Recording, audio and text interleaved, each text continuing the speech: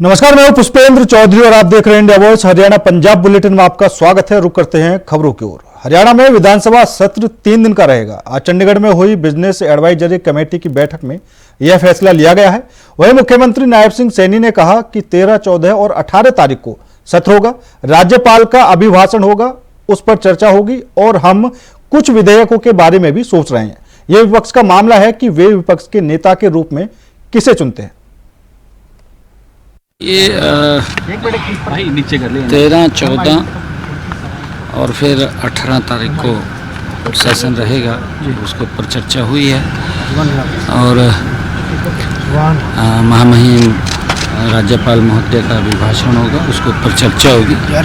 Supplementary business होगा, कुछ bill भी होंगे। देखिए, क्योंकि ये विपक्ष का अपना विषय है, किसको उन्होंने नॉमिनेट करना है, किसको नहीं करना है, उनका अपना विषय है। 3 दिन का अगर आवश्यकता पड़ेगी तो फिर देखेंगे। अभी 3 दिन का नहीं, देखिए ऐसा क्योंकि उनका विषय है, मैंने कहा है कि ये हमारा विषय नहीं है, ये विपक्ष का उनका अपना इंटरनल मामला है। वो किसको नॉमिनेट करेंगे, किसको नहीं करेंगे, जो भी आएगा उसका सर विपक्ष मुद्दे हैं। नहीं, देखिए जितना बिजनेस है उसी बिजनेस के अनुसार ही हाउस चलेगा। अगर बिजनेस और आएगा तो और चलेगा। तो फिलहाल तो वो महाराष्ट्र दौरा नहीं, देखिए आज पूरे देश के अंदर मोदी जी की गारंटी के ऊपर लोग विश्वास कर रहे हैं। महाराष्ट्र, झारखंड के अंदर भी भारतीय जनता पार्टी आदरणीय मोदी जी के नेतृत्व में बहुत बड़े मार्जिन के साथ वो जीत करके देखिए सभी इम्पैक्ट देखने को मिलते हैं। तीसरी बार केंद्र में सरकार नरेंद्र मोदी जी के नेतृत्व में बनी है, उसका भी इम्पैक्ट है। और जहां जहां चुनाव हो रहे हैं वहां पर भारतीय जनता पार्टी को बड़ा समर्थन मिल रहा है, लोगों का आशीर्वाद मिल रहा है, उसका भी इम्पैक्ट है, उसका भी इम्पैक्ट है। और वहाँ पे लोग इस बात को वो समझ रहे हैं कि कांग्रेस झूठ को लेकर के बात करती है और झूठे वायदे करती है और झूठ की पराकाष्ठा भी लांघ देती है कांग्रेस, क्योंकि वो इतना झूठ बोलती है कि सामने वाले को भी जिसने लाभ लेना होता है उसको भी ये लगने लगता है कि ये तो झूठा, कुछ नहीं है इसके अंदर और खाली ये तो बातें कर रहे हैं। परंतु मोदी जी की गारंटी के ऊपर विश्वास है लोगों को। मोदी जी जो बोलते हैं वो करते हैं और किया है। देखिए, क्योंकि किसानों को, हमारे किसान बड़े समझदार हैं, हम उनको समझा भी रहे हैं। और हमारे यहाँ ऐसा नहीं है कि किसान ज़्यादा पराली जला रहे हैं। अगर हम देखें कि हमने जो पीछे भी बात की थी, माननीय सुप्रीम कोर्ट ने भी हमारे किसानों को अप्रिशिएट किया था, उनकी प्रशंसा की थी। और अब की बार भी ऐसा नहीं है। और हम अगर सरकार के तौर के ऊपर कुछ उनको इंस्ट्रूमेंट की आवश्यकता है, हमने कहा भी है, वो हम अवेलेबल भी करा रहे हैं। हरियाणा के सीएम नायब सिंह सैनी को बीजेपी ने अपना स्टार प्रचारक बनाया है और वे आज महाराष्ट्र में विधानसभा चुनाव में प्रचार करने पहुंचे। सीएम नायब सिंह सैनी ने कहा कि हरियाणा में दूसरी बार मुझे मुख्यमंत्री बनने का अवसर मिला है, जो महात्मा ज्योतिबा फूले की सोच थी। उस सोच को धरातल पर उतारने का काम प्रधानमंत्री मोदी कर रहे हैं। जो योजनाएं चली हैं उससे गरीब लोगों को लाभ मिल रहा है।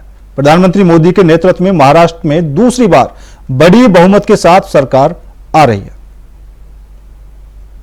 हमारे लिए बड़े गर्व की बात है, आज उस पवित्र भूमि को नमन करने का मुझे अवसर मिला है कि जिस भूमि से महात्मा ज्योतिबा फुले ने महिलाओं के लिए यहाँ पर शिक्षा के द्वार खोले थे, ये वो पवित्र भूमि है। और जिन्होंने जिस समय के अंदर महिलाओं को शिक्षित करना ही अपराध माना जाता था, उस समय में महात्मा ज्योतिबा फुले, माता सावित्रीबाई फुले ने अग्रणी भूमिका में आकर के समाज के विरोध के बावजूद भी महिलाओं को शिक्षित करने का बीड़ा उठाया। समाज में फैली हुई कुरीतियों का जिन्होंने डटकर के सामना किया, उनका पूरा जीवन इस समाज के लिए, उन्होंने देश के लिए, जो माता सावित्रीबाई फुले प्रथम शिक्षिका के रूप में जिन्होंने यहाँ स्कूल खोल करके महिलाओं को शिक्षित किया है, उस भूमि के ऊपर आया हूँ। मैं प्रणाम करता हूँ महात्मा ज्योतिबा फुले, माता सावित्रीबाई फुले।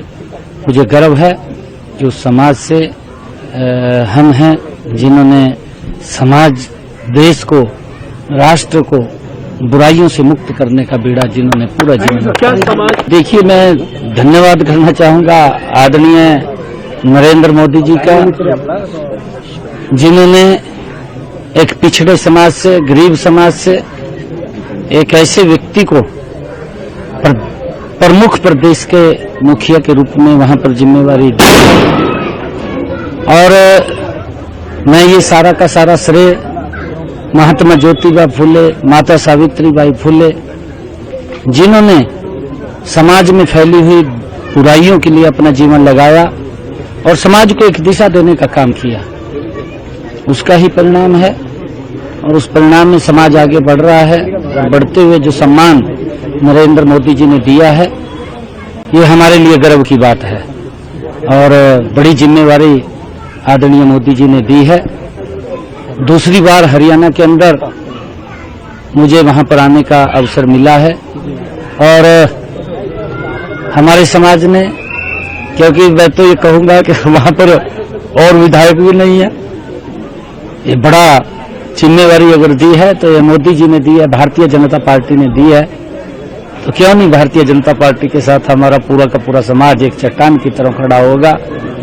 नरेंद्र मोदी जी को मजबूत करने में, उनको सशक्त करने में और शक्तिशाली तरीके से काम करेगा। डबल इंजन सरकार की जो योजनाएं हैं, जो पॉलिसीज हैं, वो महाराष्ट्र में भी अपना करिश्मा दिखाएगी इस चुनाव में? बिल्कुल, पूरे देश के अंदर मोदी जी की ऐसी नीतियां हैं जो महात्मा ज्योतिबा फुले की सोच थी, उस पूरी सोच को धरातल पर उतारने का काम अगर कोई व्यक्ति कर रहा है तो नरेंद्र मोदी जी कर रहे हैं। नरेंद्र मोदी जी ने उसे गरीब के चेहरे के ऊपर मुस्कान लाने का काम किया है। हम देखते थे कि गरीब व्यक्ति को अधिकार नहीं था कि वो स्कूल में जा सके, परंतु महात्मा ज्योतिबा फुले ने उसका डट करके सामना किया और गरीब परिवार के बच्चों को, पिछड़े अति पिछड़े गरीब परिवार के बच्चों को शिक्षित करने का बीड़ा अगर किसी ने उठाया था तो महात्मा ज्योतिबा फुले थे। और उन्होंने ये शब्द कहे भी थे कि गति बिना मति गई और मति बिना व्यक्ति का सब कुछ गया। और उस विचार को लेकर के आदरणीय नरेंद्र मोदी जी, जो महात्मा ज्योतिबा फुले ने एक रास्ता दिखाया, उसको आगे बढ़ाने का काम कर रहे हैं। उसी का परिणाम है जो योजनाएं चली हैं, चाहे आयुष्मान योजना की आप बात कर लीजिए, गरीब व्यक्ति को लाभ मिल रहा है। आज बेटियों को जो शिक्षित करने का एक गति से काम हो रहा है और उनके लिए तरह तरह से, चाहे स्कॉलरशिप के माध्यम से बेटियों को शिक्षित किया जाए, ये भी डबल इंजन की सरकार, मोदी की सरकार के अंदर ही गति से हुआ है। ये सारे के सारे जो काम की गरीब व्यक्ति को कैसे मजबूत और सशक्त किया जाए, मोदी जी महात्मा ज्योतिबा फुले से प्रेरणा लेकर के उसको आगे बढ़ाने का काम कर रहे हैं। और मुझे खुशी है कि मोदी जी के नेतृत्व के अंदर दूसरी बार महाराष्ट्र के अंदर बड़े मार्जिन के साथ सरकार आ रही है। अंबाला छावनी में आज बिजली, परिवहन और श्रम मंत्री अनिल विज ने अंबाला छावनी विधानसभा की जनता के लिए जनता दरबार लगाया। इस दौरान भारी संख्या में फरियादी अपनी फरियाद लेकर पहुंचे, जिस पर विज ने नगर परिषद के सैनिटरी इंस्पेक्टर को फटकार लगाई। वहीं बिजली चोरी से संबंधित शिकायत आने पर अधिकारियों को फटकार लगाते हुए तुरंत छापा मारने के आदेश दिए। विधानसभा सत्र शुरू होने वाला है, लेकिन कांग्रेस अभी तक अपना नेता प्रतिपक्ष नहीं चुन पाई, जिस पर तंज कसते हुए हरियाणा के मंत्री अनिल विज ने कहा कि नेता पार्टी के होते हैं, धड़ों के होते हैं, लेकिन सामूहिक नहीं होते और कांग्रेस विभिन्न धड़ों का एक समूह है, ये आपस में मिलकर नहीं रह सकते, इसलिए अभी तक नेता नहीं चुना। आपकी जिम्मेवारी है ना, तो ये आपको लिख के दे रहे, फिर भी आप कार्रवाई ये मंत्री को रिश्ते तक रखिए, सीएम को रखिए। देखिए, हाँ, मैं अम्बाला कैंट का एमएलए हूँ और अम्बाला कैंट के लोगों की समस्या सुनना मेरी जिम्मेवारी है। इसलिए इस बार मैंने कैंप ऑल हरियाणा का नाम लगाकर केवल अम्बाला छावनी का लगाया। से लोग जो है आते हैं, हमेशा उम्मीद रही है। नहीं, उसके लिए मुख्यमंत्री जी ने, हमारे नायब सिंह सैनी जी ने उसके लिए व्यवस्था बनाई है कि सारे डीसी, एसपी, सारे अधिकारी अपने अपने वहाँ जिलों में समस्याएं सुने तो उनकी समस्याएं वहाँ सुनी जाएंगी। तो अधिकारी को शिकायत दोबारा नहीं, ये बिल्कुल भी बर्दाश्त नहीं होगा कि जो आज लोगों ने शिकायतें दी हैं तो उसका जो उसके ऊपर कार्रवाई होनी है वो विद इन ए वीक कार्रवाई हो जानी चाहिए। अगले जो सोमवार को कैंप लगेगा, कंप्लेनेंट उसी बात के लिए दोबारा नहीं आना चाहिए। हाँ, सफाई एक बहुत बड़ी समस्या है और चुनाव जीतने के बाद सबसे पहले मैंने जो अधिकारियों को आदेश दिया था, उसके लिए मैंने यही कहा था कि सफाई के ऊपर पूरा जोर दिया जाए। उसमें जुड़ी कुछ और भी समस्याएं हैं कि जैसे कर्मचारी संख्या जितनी होनी चाहिए उतनी नहीं है, उसके लिए भी हम प्रयास करेंगे। और सफाई के लिए हम खुद साथ लगकर हम सारे शहर की सफाई करवाएंगे। जो ओपन ड्रेन सदर है उसकी तो मैंने सारी ओपन ड्रेन्स बंद करवा दी है। उसमें तो सब जगह पे स्टॉर्म वाटर पाइप डल गए हैं।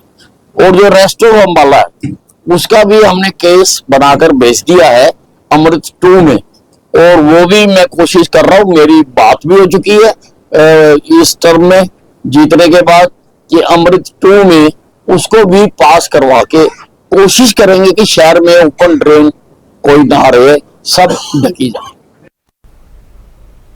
फिलहाल उतने छोटे से ब्रेक के लिए, ब्रेक के बाद खबरों का सिलसिला लगातार जारी है। ब्रेक के बाद एक बार फिर आप सभी का स्वागत है। रुक करते हैं अगली खबर का। रेवाड़ी के कटला बाजार में आज सुबह उस वक्त व्यापारियों में दहशत का माहौल बन गया जब बाइक सवार 3 नकाबपोशों ने एक ज्वेलरी शॉप में घुसकर लाठी डंडों से न केवल तोड़फोड़ की बल्कि वहां 2 राउंड फायर कर लाखों की ज्वेलरी और नकदी लूट कर ले गए। इसका ज्वेलरी मालिक के बेटे ने विरोध किया तो उसके पैर में भी बदमाशों ने गोली मार दी, जिसे उपचार के लिए अस्पताल में भर्ती करवाया गया। सूचना के बाद मौके पर पहुंची पुलिस वारदात की हर एंगल से जांच कर रही है और सीसीटीवी कैमरे भी खंगाले जा रहे हैं।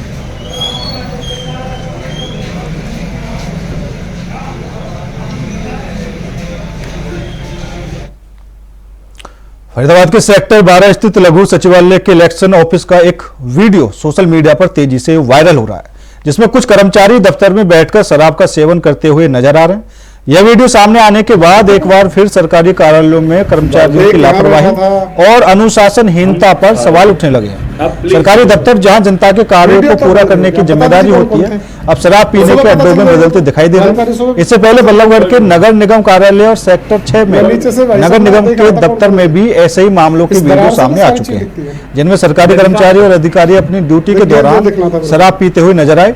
इस प्रकार के मामलों का बार बार सामने आना इस ओर इशारा करता है कि इन घटनाओं पर कोई सख्त कार्रवाई नहीं की जाती, जिससे कर्मचारियों के हौसले लगातार बढ़ते जा रहे हैं। कहाँ गए? 2 ही थे तुम ना, आदमी तो ज्यादा थे भाई। भिवानी के तेलीवाड़ा में कांग्रेस और इंडिया गठबंधन की बैठक आयोजित हुई। बैठक में पार्टी के कार्यकर्ताओं ने विधानसभा चुनाव में हुई हार पर मंथन किया। कांग्रेस नेता देवराज मेहता ने कहा कि आज कांग्रेस और इंडिया गठबंधन के कार्यकर्ताओं की बैठक ली और कांग्रेस के संगठन को मजबूत कैसे किया जाए इस पर चर्चा की गई। उन्होंने कहा कि भारतीय जनता पार्टी ने जो लोगों को वादे किए हैं उनके प्रति लोगों को जगाया जाए। जो वादे पूरे नहीं किए जा रहे, चाहे वह महिलाओं को 2100 रुपए देने की बात हो या 500 रुपए में गैस सिलेंडर, फैमिली आईडी से संबंधित समस्याएं आज भी बरकरार है। भिवानी विधानसभा के सभी कांग्रेस पार्टी के मजबूत कार्यकर्ता आज इस सम्मेलन में शामिल हैं और सबसे अहम मुद्दा जो आज की तारीख में जो चलने लग रहा है, हमारी जो डीएपी की जो खाद है वो किसानों को मुहैया नहीं करवाई जा रही। थाने के अंदर ले जाके लठ बरसाए जा रहे हैं किसानों के ऊपर, और यूरिया के गोदाम भरे पड़े हैं। जब यूरिया की आवश्यकता होगी उस टाइम यूरिया नहीं मिलेगी, जहां डीएपी की आवश्यकता है उस टाइम डीएपी नहीं है। तो सरकार टोटली किसान विरोधी ये सरकार तीसरी बार बन गई। तो हम लोगों के साथ हैं, जहां भी हमारे किसी भाई को कोई तकलीफ होगी तो उसके अंदर सारे कार्यकर्ता मिलकर उसके साथ रहेंगे। और अब इलेक्शन के बाद दोबारा से हमारे संगठन को मजबूत करने के लिए एक मीटिंग का आयोजन किया गया। आज इलेक्शन के बाद में हमारे कांग्रेस कार्यकर्ताओं की मीटिंग हुई है। एक तो हम इस मीटिंग के माध्यम से कांग्रेस हाईकमान से रिक्वेस्ट करना चाहते हैं कि जितना जल्द से जल्द उसके संगठन को बढ़ाया जाए, और जब तक किसी भी पार्टी का संगठन मजबूत नहीं होगा वो पार्टी कामयाब नहीं हो सकती।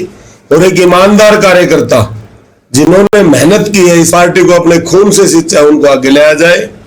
दूसरा नंबर, ठीक है, आज तीसरी बार हरियाणा के अंदर बीजेपी की सरकार बनी है।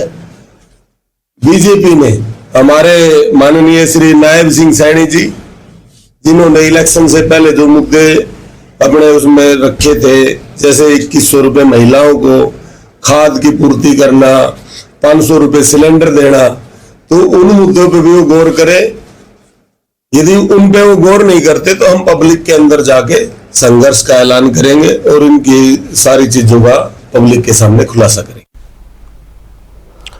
हरियाणा के गुरुग्राम में कुख्यात गैंगस्टर कौशल चौधरी की पत्नी मनीषा चौधरी को क्राइम ब्रांच ने गिरफ्तार किया है। मनीषा को अपराध जगत में लेडी डॉन के नाम से जाना जाता है। मनीषा पर रंगदारी, फायरिंग, हत्या के प्रयास जैसे कई गंभीर मामले दर्ज हैं, जो हरियाणा, पंजाब और राजस्थान में दर्ज हुए हैं। पुलिस के अनुसार मनीषा जेल में बंद अपने पति कौशल के आपराधिक सिंडिकेट का संचालन कर रही थी और विभिन्न कारोबारियों से करोड़ों रुपए की वसूली कर चुकी है। इस मामले पर एसीपी क्राइम वरुण दहिया ने बताया कि मनीषा चौधरी को 6 दिन की पुलिस रिमांड पर लिया गया है, जहां उससे गैंग ऑपरेशन और अपराधों में शामिल अन्य शूटर और गुर्गों के बारे में जानकारी जुटाई जा रही है। पहले भी मनीषा को 2019 में खारसा मंडी से करोड़ों की उगाही के मामले में गिरफ्तार किया था, लेकिन जमानत पर छूटने के बाद उसने पुनः आपराधिक गतिविधियों को जारी रखा। गुड़गांव और हरियाणा के अंदर व अन्य राज्यों के अंदर काफ़ी एक्सटॉर्शन की वारदात जो बढ़ रही थी, उसके संबंध में ये प्रेस वार्ता करी जा रही है। इस संबंध में जो होटल मालिक को 2 करोड़ रुपए की फिरौती गुड़गांव में दी गई थी, उस संबंध में जो हमारी स्पेशल टास्क फोर्स है और हमारी राजस्थान पुलिस और गुड़गांव पुलिस ने संयुक्त ऑपरेशन करते हुए जो एक कुख्यात गैंगस्टर है कौशल चौधरी, उसकी वाइफ मनीषा को पकड़ने में सफलता प्राप्त करी है। मुख्य तौर पर जो हमारी स्पेशल टास्क फोर्स है, जो डीआईजी सर सिमरदीप सर हैं, वसीम अकरम सर हैं और principal DSP special task force और जो इंचार्ज गुड़गांव इकाई के हैं नरेंद्र चौहान, उनके द्वारा ये कार्रवाई अमल में लाई गई है और सराहनीय कार्य करते हुए उन्होंने मनीषा को पकड़ने में सफलता प्राप्त करी है। जो मनीषा को पकड़ने में हमारे साथ डिटेल्स साझा करी गई है, मैं शुक्रिया अदा करना चाहता हूं। जो राजस्थान जयपुर रेंज की आईजी साहब की टीम है, उसमें स्पेशली मुख्य भूमिका निभाई है सचिन शर्मा सब इंस्पेक्टर ने, और हमारी जो इंचार्ज मानेसर यूनिट है, उन्होंने भी बेहतरीन कार्रवाई करते हुए इनको पकड़ने में सफलता प्राप्त करी है। अब मुख्य तौर पर जो इसकी प्राथमिक पूछताछ में जो बातें सामने आई हैं, जो सितंबर माह के अंदर गुड़गांव के अंदर काफ़ी तौर पर इस तरीके से काफ़ी होटल मालिकों से इस तरीके की एक्सटॉर्शन कॉल्स रिसीव करी गई थी, जिसके मद्देनज़र रखते हुए कुछ केस रजिस्टर्ड करे गए और कार्रवाई करते हुए गुड़गांव पुलिस ने काफ़ी ऐसे सस्पेक्ट्स को पकड़ने में सफलता प्राप्त करी थी पिछले कुछ 2 महीने के अंदर, जो कि कौशल गैंग की ऐसी गतिविधियों को उसके साथ संलिप्त थे और ऐसी गतिविधियों को अंजाम दे रहे थे। फिलहाल मेरे साथ इस बुलेटिन में इतना ही। बाकी देश और दुनिया की तमाम खबरों के लिए देखते रहिए इंडिया वॉइस।